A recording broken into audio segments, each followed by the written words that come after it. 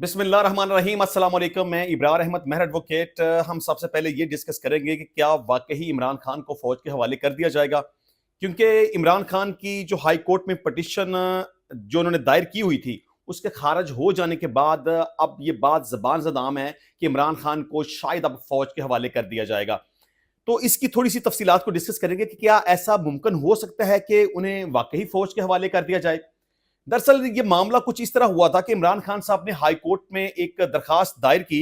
उन्होंने इस पे खदशा ज़ाहिर किया कि उन्हें फौज के हवाले किया जा सकता है। मतलब कि ये भी इस बात की श्योरिटी नहीं है कि उन्हें वाकई ही फौज के हवाले किया जाएगा। ये उनका एक ख्याल है कि उनको ऐसा लगता है कि उन्हें फौज के हवाले किया जा सकता है। इमरान खान ने कहा कि अदालत 9 मई के हवाले से मेरे मुकदमात आम अदालत में रहने का हुक्म दे और अदालत उनकी मुमकिन हिरासत फौज के को देने के खिलाफ हुक्म जारी करे। तो बहरहाल जैसे ही उनकी ये दरखास्त अदालत के अंदर समाअत के लिए पेश हुई, जिसकी समाअत जस्टिस तारिक सलीम शेख साहब ने की और उनकी दरखास्त खारिज कर दी। बहरहाल आपको ये बता दूं कि हो सकता है कि इमरान खान को आइंदा आने वाले वक्तों में फौज के हवाले कर दिया जाए। ये भी हो सकता है कि जिस तरह से पहले कुछ लोगों के मुकदमात की समाअत फौज की अदालत में हो रही है, इस तरह इमरान खान के जो मुकदमात उनके खिलाफ 9 मई के हवाले से बनाए गए, उनकी समाअत भी फौजी अदालत में हो, लेकिन अभी फिलहाल ऐसा मुमकिन नहीं है। फिलहाल ऐसा होने का इम्कान नजर नहीं आ रहा। जहां तक इस बात का ताल्लुक है कि इमरान खान साहब की जो हाई कोर्ट में पटिशन थी वो खारिज कर दी गई है, तो वो मेरिट के ऊपर खारिज नहीं हुई। मतलब ये नहीं था कि इसके ऊपर पार्टीज को बुलाया गया, सुना गया, आर्गुमेंट्स हुए, अल्टीमेटली मेरिट के ऊपर इसको डिसाइड किया गया। ऐसा बिल्कुल भी नहीं है।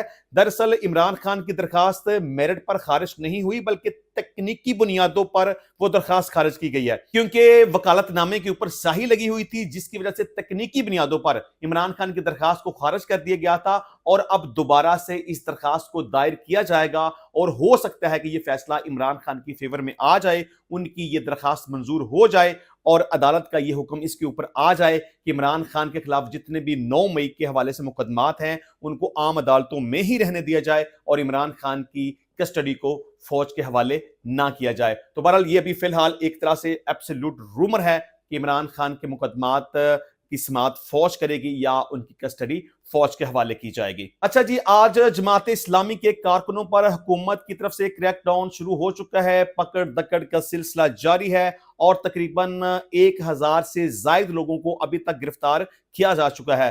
तमाम रास्ते बंद कर दिए गए, जगह जगह कंटेनर लगा दिए गए, पुलिस को तैनात कर दिया गया और जमात इस्लामी के लिए काफी सारी मुश्किलात अभी हुकूमत की तरफ से पैदा कर दी गई हैं और हुकूमत की ये कोशिश है कि जमात इस्लामी का ये धरना नाकाम हो जाए, जबकि जमात इस्लामी की ये कोशिश है कि वो अपने धरने को कामयाब करेंगे।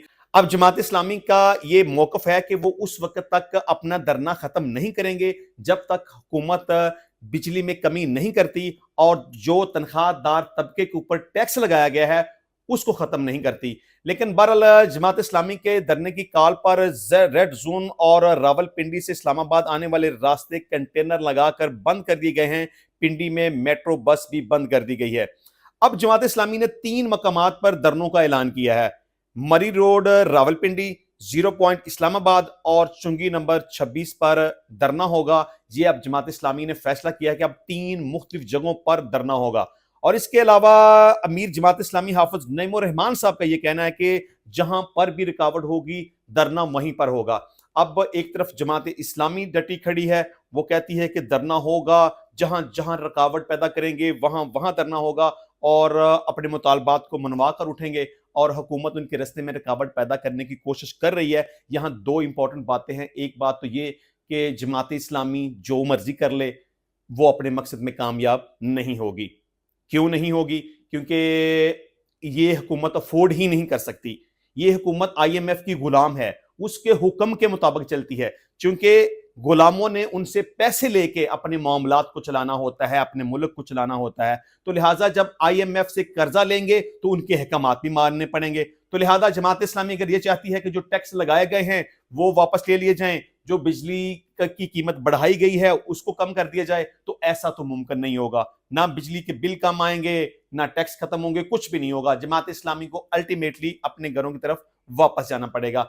अब अगर हम दूसरी बात ये करें कि क्या जमात इस्लामी का ये धरना قانون اور آئین کے مطابق ہے یا نہیں ہے.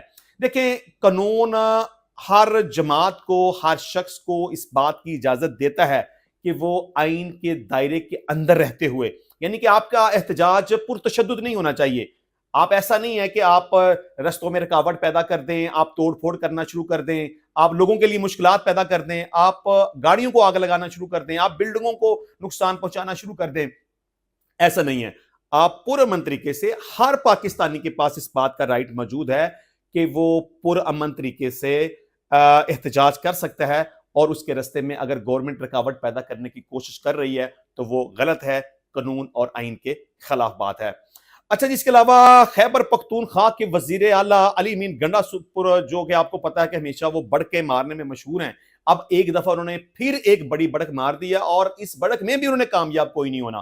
وہ کہتے ہیں کہ خیبر پختونخوا میں آپریشن نہیں ہونے دیں گے, اور آپ کو پتا ہے کہ یہ آپریشن اب چونکہ ڈیسائیڈ ہو چکا ہوا ہے اور یہ آپریشن اب ہو کر رہے گا, اور میں سمجھتا ہوں کہ اس آپریشن کی کسی کو بھی مخالفت نہیں کرنی چاہیے, کیونکہ آپریشن کوئی سویلینز کے خلاف تھوڑا ہی ہو رہا ہے, آپریشن تو ہو رہا ہے دہشت گردوں کے خلاف. تو میرا خیال ہے کہ کسی کو بھی اس کی مخالفت نہیں کرنی چاہیے اور اس کا کی حمایت کرنی چاہیے, اور میں سمجھتا ہوں کہ یہ آپریشن ہوگا. علی امین گنڈا پور کا یہ بیان صرف ایک سیاسی بیان تو ہو سکتا ہے, اس کے علاوہ اور کچھ نہیں. انہوں نے کہا کہ اپنے فیصلے خود کریں گے, کوئی اور نہیں کرے گا. ہمارے نام پر ڈالر لے کر کھائے گئے, جس پر ہمیں تحفظات ہیں. شر پسندوں کے خلاف کاروائی ہماری پولیس کرے گی. دیکھیں, اگر آپ کی پولیس اتنے جوگی ہوتی تو پھر دہشت گردوں کا پہلے ہی صفایا نہ ہو چکا ہوتا, آپ اپنے مقصد میں مشن میں کامیاب نہ ہو چکے ہوتے. اس کا مطلب یہ ہے کہ آپ کی پولیس ایسا کرنے میں کامیاب نہیں ہو رہی. تو اس لیے جب پولیس سے یہ کام نہیں ہو رہا تو یہ کام کون کرے گا؟ یہ کام پاکستان کی فوج کرے گی. اچھا جی, انہوں نے کہا کوئی بھی مسلح گروہ مجھے کے پی کے میں نظر نہ آئے, پولیس اپنا کام کرے, پولیس دہشت گردوں کے خلاف ڈٹ کر کارروائیاں جاری رکھے. تو بہرحال یہ علی امین گنڈا پور صاحب کی ایک تڑی تھی, ایک دھمکی تھی, جو کہ میں سمجھتا ہوں کہ بالکل ایک سیاسی قسم کا ان کا بیان تھا, جس کی کوئی حیثیت اور اہمیت نہیں ہے. کے پی کے میں آپریشن ہوگا اور وہاں سے ہماری پاکستانی فوج دہشت گردوں کا خاتمہ کرے گی انشاءاللہ. اچھا جی, اس کے علاوہ ارشد شریف, پاکستان کے نامور صحافی جن کی شہادت ہو چکی ہے, ان کے قتل کی تحقیقات کے لیے از خود نوٹس سماعت کے لیے مقرر ہو چکا ہے, چونکہ سپریم کورٹ آف پاکستان اس پر آلریڈی از خود نوٹس لے چکی ہوئی ہے, جو کہ ایڈجرن کر دیا گیا, جو کہ اب دوبارہ سے اس کے اوپر نوٹس جاری کیا گیا ہے. سپریم کورٹ کے جسٹس منصور علی شاہ کی سربراہی میں 3 رکنی بینچ 29 جولائی کو سماعت کرے گا. یہاں آپ کو یہ بھی بتا دیں کہ ارشد شریف کا قتل کینیا میں ہوا تھا, وہاں پر اس کے کیس کی سماعت ہوئی, اور الٹیمیٹلی کینیا کی عدالت نے ارشد شریف کے قتل کا فیصلہ سنا دیا ہوا ہے. اپنے فیصلے میں ہائی کورٹ نے پولیس کا غلط شناخت کا دعویٰ مسترد کرتے ہوئے صحافی ارشد شریف کے قتل میں ملوث ملزمان کے خلاف کارروائی اور مقتول ارشد شریف کی فیملی کو 2 کروڑ 17 لاکھ روپے ہرجانہ ادا کرنے کا حکم دیا. عدالت نے ارشد شریف پر فائرنگ کو انسانی حقوق کی خلاف ورزی اور غیر قانونی قرار دیا, اور حکم دیا کہ ارشد شریف پر فائرنگ کرنے والوں کے خلاف قانون کے مطابق کارروائی کی جائے گی.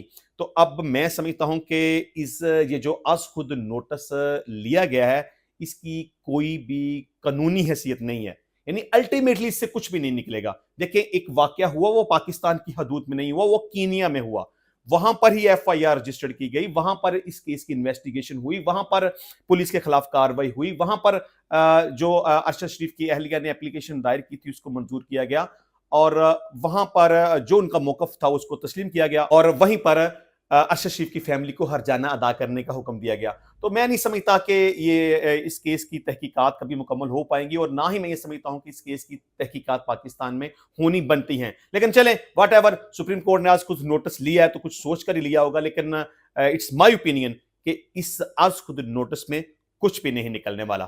اچھا جی, اس کے علاوہ 2 دن قبل ایک واقعہ پیش آیا کہ نیلی پری نے سٹیج ایکٹر طاہر انجم کے اوپر حملہ کیا, اسے گالیاں دیں, اسے برا بلا کہا, اس کی گاڑی کے اوپر پتھر مارے, اس کے کپڑے پھاڑ دیے, اس کو زخمی کر دیا وغیرہ وغیرہ.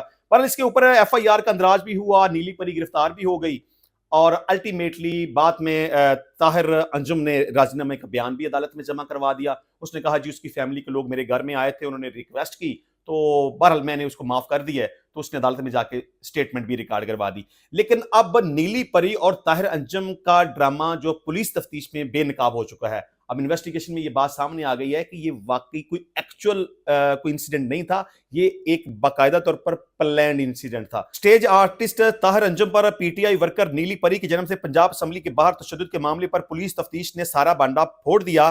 پولیس نے طاہر انجم اور انیلا ریاض کے درمیان 50 سے زائد کالز کا سراغ لگا دیا۔ طاہر انجم اور نیلی پری کی کال ڈیٹا کا سارا ریکارڈ پولیس نے حاصل کر لیا۔ وقوع سے قبل طاہر انجم اور نیلی پری آپس میں مسلسل رابطے میں تھے اور دونوں نے مل کر تشدد کا ڈرامہ رچایا تھا۔ پولیس کا کہنا ہے کہ P T I worker Aneela ریاض اور سٹیج آرٹسٹ طاہر انجم کے درمیان 50 سے زائد رابطہ ہوا اور وقوع کے روز انیلا ریاض اور طاہر انجم کے درمیان 1 درجن سے زائد کالز ایک دوسرے کو کی گئیں۔ پولیس کا یہ کہنا ہے کہ طاہر انجم اور نیلی پری وقوع سے قبل آپس میں رابطے میں تھے، جبکہ انیلا ریاض طاہر انجم سے رکشہ کا کرایہ لے کر اسمبلی تک پہنچی اور طے شدہ وقت کے مطابق آدھے گھنٹے کے بعد طاہر انجم بھی پنجاب اسمبلی کے قریب پہنچ گئے اور اس کے بعد نیلی پری نے پہلے سے بنائے گئے پلان کے مطابق اسٹیج آرٹسٹ طاہر انجم پر اچانک تشدد کرنا شروع کر دیا اور ان کے کپڑے پھاڑ دیے۔ آدھے سے پونے گھنٹے کے بعد طاہر انجم نے 15 پر کال کی۔ جب پولیس پہنچی طاہر انجم نے بتایا کہ خاتون نے گاڑی پر پتھراؤ بھی کیا۔ پولیس کو ٹوٹی سکرین پر شک تھا کہ گاڑی کے سکرین پر پتھر مارنے کا کوئی نشان نہیں ہے۔ انیلا ریاض واقعے کے بعد اقبال ٹاؤن میں واقع اپنی بہن کے گھر گئی۔ انیلا ریاض اپنی بہن کے گھر موبائل چھوڑ کر فرار ہو گئی۔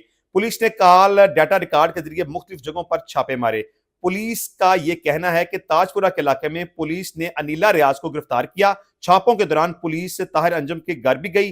پتہ چلا کہ انیلا ریاض رات 1 سے 3 بجے تک طاہر انجم کے گھر موجود تھیں۔ پولیس نے طاہر انجم کے گھر سے سی سی ٹی وی ریکارڈ قبضے میں لے لیا۔ پولیس کو دیے گئے بیان میں انیلا ریاض نے بیان دیا کہ وہ پی ٹی آئی میں عہدہ لینے کے لیے یہ سب کچھ کیا، جبکہ طاہر انجم مسلم لیگ نون کلچرل ونگ کے صدر ہیں اور وہ اس واقعے کے بعد نون لیگ میں اپنا گراف بہتر کرنا چاہتے ہیں۔